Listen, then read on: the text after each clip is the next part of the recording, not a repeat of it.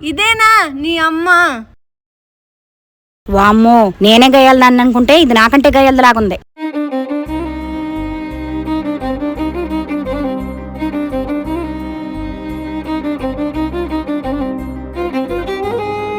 దుర్గాప్రసాద్, ఏంటన్నా?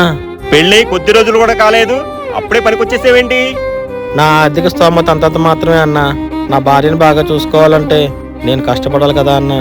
శభాష్ దుర్గాప్రసాద్, అందరూ నీలాగా ఉండాలి. సర్లే, పని చేసుకో.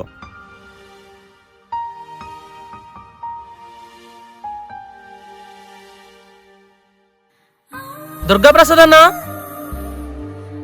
నీకోసం ఎక్కడెక్కడో ఎత్తికానన్నా. చాలా మందిని అడిగితే నువ్వు ఇక్కడ ఉంటావని చెప్పారు. ఎందుకు బావాని? అన్నా, నేను మాల్ తీసాను, తమ్ముడు అని చాలు. అలాగే తమ్ముడు. ఏంటి ఇలా వచ్చావు? నీకు ఆ రోజు ఉద్యోగం ఇచ్చాను, కానీ నా తమ్ముడు నిన్ను అవమానించి పంపేశాడు. నన్ను క్షమించన్నయ్యా.